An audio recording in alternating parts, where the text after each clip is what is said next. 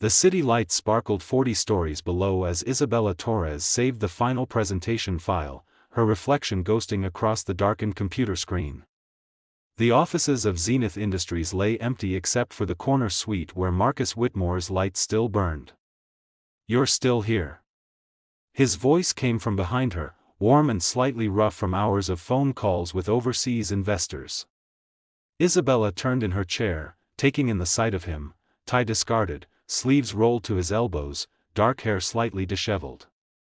3 months as his executive assistant had taught her to read his moods, and tonight she saw exhaustion mixed with something else. Relief, maybe. Or satisfaction. "The Tokyo deal closed successfully," she said, smiling. "I wanted to make sure all the documentation was perfect for tomorrow's board meeting." Marcus crossed to her desk, that familiar proximity making her heart race. They'd been dancing around this attraction for weeks now, professional boundaries blurring during late nights when the rest of the world disappeared. "You're extraordinary, Isabella. Do you know that?" He perched on the edge of her desk, close enough that she could catch the subtle scent of his cologne. "Most assistants would have left hours ago. Most assistants don't care about Zenith the way I do." She met his gaze, refusing to look away despite the intensity there.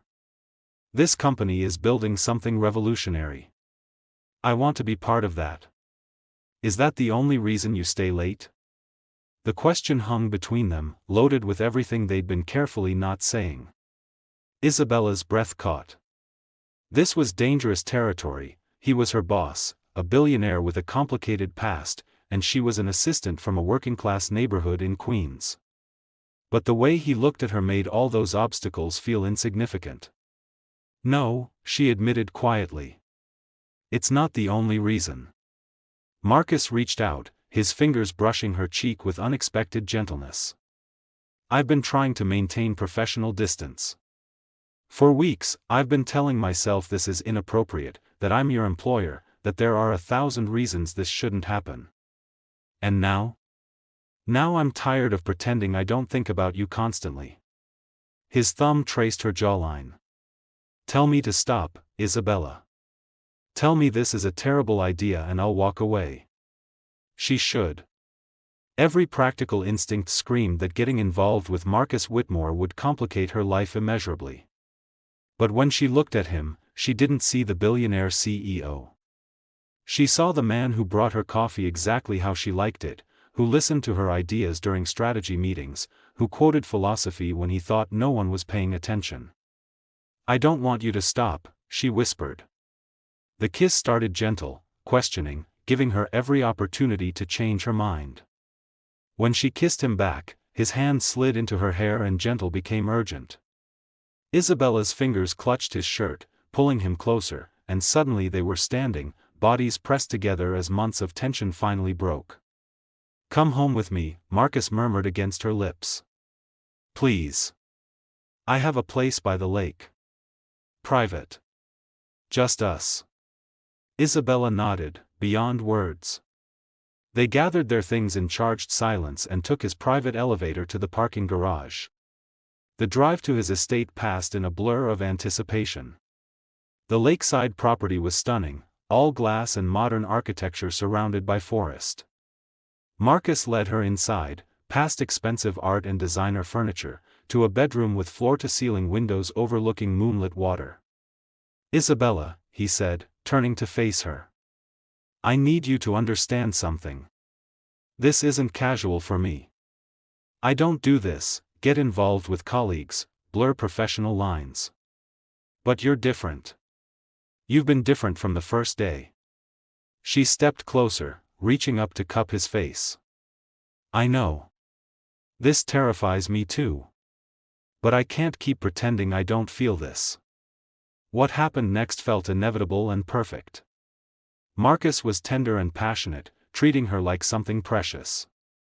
Afterward, wrapped in his arms with the lake breeze drifting through open windows, Isabella let herself believe that maybe, despite all the complications, this could work.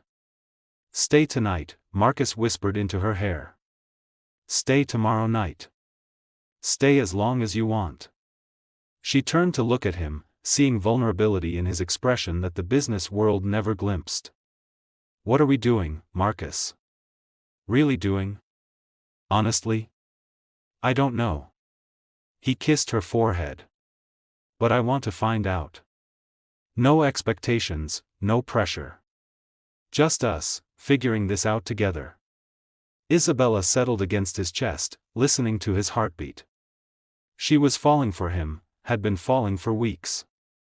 The realization should have scared her more than it did. Together, she agreed softly, and let herself drift off feeling safer and more content than she had in years. 6 weeks had passed since that first night at Marcus's lakeside estate, and Isabella's life had transformed into something dreamlike. They'd kept their relationship private at work, maintaining professional boundaries during business hours, but the evenings belonged to them alone. Marcus was attentive, thoughtful, and surprisingly romantic for someone with his reputation for cold business acumen. Which made the positive pregnancy test in her bathroom even more terrifying. Isabella stared at the 2 pink lines, her hands trembling. They'd been careful, but not careful enough apparently.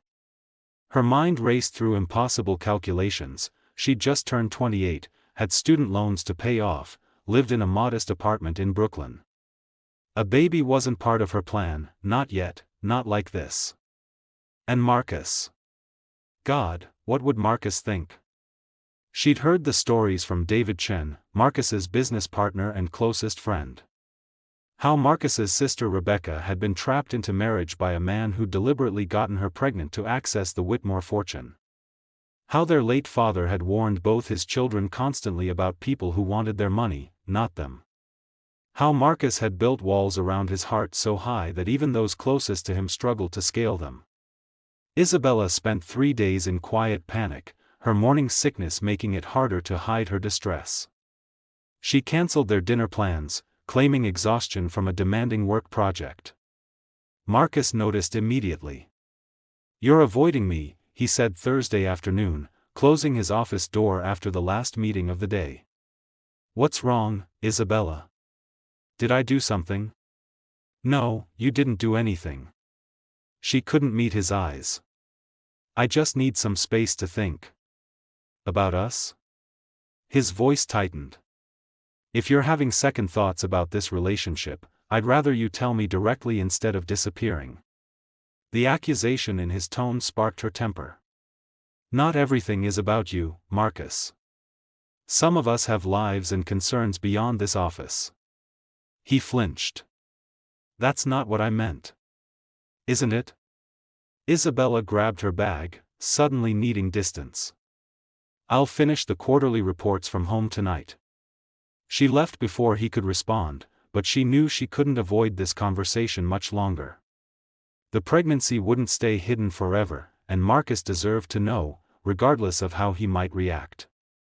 Friday evening, Isabella returned to Zenith after hours, knowing Marcus would still be there. She found him at his desk, staring at his computer screen without really seeing it. "We need to talk," she said from the doorway. He looked up, relief and wariness mixing in his expression. "Please. I've been going crazy trying to figure out what I did wrong." Isabella entered and closed the door, her heart hammering so hard she felt dizzy. "You didn't do anything wrong. But something's happened, and I need to tell you before I lose my courage." Marcus stood, circling the desk to face her. "You're scaring me. I'm pregnant." The words came out flat, stripped of emotion by sheer terror. The color drained from Marcus's face. He gripped the edge of his desk, and for a long moment, the only sound was the hum of the air conditioning. "Pregnant," he repeated finally. "You're pregnant with my child." "Yes." His expression began to shift, closing off in a way she'd never seen directed at her before. "How long have you known?" 3 days. I took the test Monday morning. And you're just telling me now?" His voice had gone cold. "Convenient timing, don't you think? Right after I signed the merger agreement that tripled my personal net worth." Isabella felt like she'd been slapped. "Excuse me? Come on, Isabella. I'm not stupid. Marcus laughed bitterly. You're smart, ambitious, beautiful. Exactly the type my father warned me about. Get close to the billionaire, secure the pregnancy, secure the future. You think I planned this? Her voice shook with fury and hurt. You think I deliberately got pregnant to trap you? What else am I supposed to think? 6 weeks of playing the perfect girlfriend, and suddenly you're carrying my child. A child that will entitle you to child support, probably a settlement, definitely access to my wealth for the next 18 years minimum. Tears streamed down Isabella's face, but her voice remained steady. I can't believe what I'm hearing. After everything we've shared, everything we've been to each other, you immediately assume the worst of me. My sister Rebecca thought her husband loved her too, Marcus shot back. Turned out he'd planned the pregnancy from the beginning. Used her fertility tracking app against her, poked holes in condoms. All for access to the Whitmore Trust Fund. I am not Rebecca's ex-husband. I'm not your father's gold-digging warnings come to life. I'm Isabella, the woman who's worked beside you for 3 months, who's never asked you for a single thing beyond respect and honesty. She grabbed her purse. Unable to stay in the room with his suspicion poisoning the air between them. Where are you going? Away from you.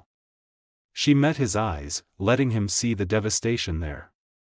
I came here terrified about this pregnancy, hoping you'd be scared too, maybe confused, but hoping we'd figure it out together. Instead, you've shown me exactly what you think of me. That I'm calculating, manipulative, money-hungry. Isabella, wait. No. She held up her hand. You don't get to accuse me of the worst possible motives and then ask me to wait while you process. I'm going home. I'm going to make decisions about my future and this baby's future. And Marcus? Those decisions don't include you unless you can look at me and honestly believe I'm capable of something better than betrayal. She walked out, leaving Marcus standing alone in his glass tower, surrounded by all the wealth and success that had never kept him warm or made him feel less empty. This time, Isabella didn't look back, even though every step away from him felt like tearing apart something vital. Monday morning arrived with the weight of inevitability. Isabella dressed carefully in her most professional outfit, applied makeup to hide evidence of a weekend spent crying, and arrived at Zenith Industries 15 minutes early as always. She needed this job. Her mother's cancer treatments had depleted the family savings, and Isabella sent money home to Queens every month to help with bills. Pride wouldn't pay for her mother's medication or keep a roof over her head once the baby arrived. Marcus was already in his office when she settled at her desk, his door closed. Through the glass wall, she could see him on the phone, looking as haggard as she felt. Good. She hoped he'd spent the weekend feeling even a fraction of the pain he'd caused her. The day proceeded with painful formality. Isabella answered his emails with professional brevity, managed his calendar without commentary, and coordinated meetings with the efficiency she'd always prided herself on. When Marcus emerged for the 10 o'clock conference with the board of directors, their eyes met briefly. "Good morning, Mr. Whitmore," she said coolly. "Your presentation materials are ready in the boardroom." "Thank you, Ms. Torres." His voice matched her formality, but she caught the flash of hurt in his expression. By Wednesday, the strain was beginning to show. Isabella's morning sickness hit hardest between 9 and 11, forcing her to make frequent trips to the bathroom. She tried to be discreet, but nothing escaped Marcus's attention. Several times she caught him watching her with an expression she couldn't quite read, concern mixed with something that might have been regret. David Chin appeared at her desk Thursday afternoon, his usual friendly smile replaced with concern. "Isabella, you look exhausted. Are you feeling all right?" "Just tired," she lied, managing a weak smile. "Big project deadlines coming up. You know you can talk to me, right? If something's going on." David glanced toward Marcus's office. "The tension around here is thick enough to cut with a knife." Before Isabella could respond, Marcus emerged from his office. David, do you have those revised contracts from the Singapore team? In your inbox as of an hour ago. David studied his friend. You look terrible, by the way. When's the last time you slept? I'm fine. Marcus's gaze flickered to Isabella, who quickly looked away. Isabella, could I see you in my office please? Her stomach lurched, though whether from morning sickness or dread, she couldn't tell. Of course, Mr. Whitmore. Inside his office with the door closed, Marcus gestured to a chair. Please sit.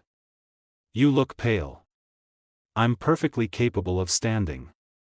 Isabella, please. His voice softened. Just sit for a minute. She perched on the edge of the chair, spine straight, refusing to show weakness. Marcus ran a hand through his hair, a gesture she recognized as frustration. I've been trying to find the right words since Friday night. The right way to apologize for what I said, how I reacted.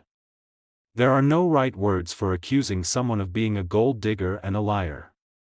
I know. He leaned against his desk. What I said was cruel and unfair. You've never given me any reason to doubt your integrity, and I let my past trauma override everything I know about who you are.